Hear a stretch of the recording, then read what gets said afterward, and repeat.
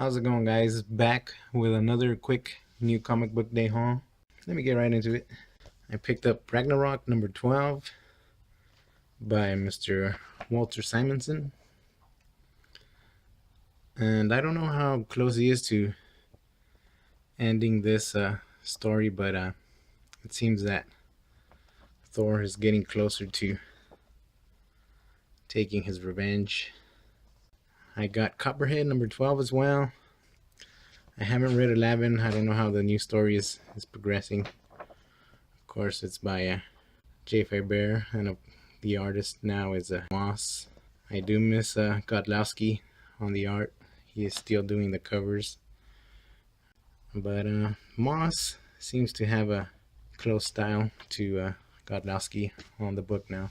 I got New Superman number 10. I don't remember if this was the second issue to the story arc or the first of the new story arc. I'm not sure, but the original artist from the first arc is back. I can't remember his name. Victor Bogdanovich is back on art. Then I got Heathen number 3. I did not get number 2. I probably should have asked the shop what was going on, but they got me number 1 late, and I never saw number 2, so I might ask them. I might not. Maybe I'll just skip Heathen altogether, because I don't think I added it to my list anymore, so oh well. Then we have Nancy Drew and the Hardy Boys, The Big Line number 2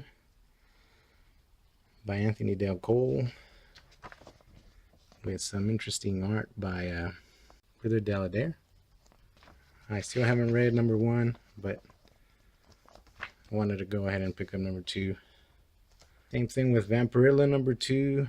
I have not read number 1, but the art is always very interesting. This is art and color by Jimmy Broxton, and it's written by Paul Cornell.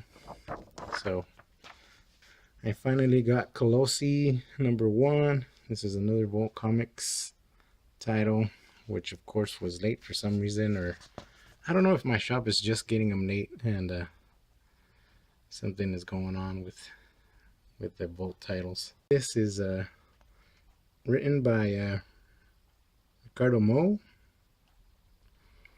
and it has art by Alberto Muriel. It sounded like something interesting, something about getting shrunk down or some kind of story like that. Another number 1 here. This is a God Shaper by Simon Superior and Jonas Goodface. I don't remember if this was from the same creative team as The Spire, but I think it was. I think I remember reading in previews that this was going to be their new book. So I was a fan of The Spire. Six Gun Gorilla was pretty good too, so if it is the same creative team, I'm happy to check out more of their stuff. Red Line number 2. I have not read number 1. I've heard it was good, so happy to check out number 2. Rose number 1 by Meredith Finch, with art by Iggy Guerra, I believe. And Meredith is David Finch's wife, I think. This was last week's. This is Rock Candy Mountain number 1, or chapter 1, by Kyle Starks. Written and drawn by Kyle Starks, with color by Chris Schweizer. The art is kind of interesting. It's an odd style. And number 1 from Marvel, this is Weapon X. So yeah, I figured I'd try out a new Marvel book. This of course is written by Greg Pak, with art by Greg Land. And I think I've seen Land's art before, I think. But it looked interesting enough to check out some new Marvel. And finally, Tomic Robot The World's Greatest Science Adventure Magazine. I don't know why it always has some long titles, but this is a Temple of Ode. I would usually pick up a Tomic Robot in singles, but since IDW picked it up, I figured it's probably a lot easier to just wait for the trades, because before, when they were offered by Red 5, it was kind of hard to get them. Of course, this is written by Brian Clevenger with art by Scott Wagner. And Wagner's art has always been interesting. It's kind of odd at times, but I've always enjoyed Tomic Robot. And if you haven't checked out Tomic Robot, I highly recommend it.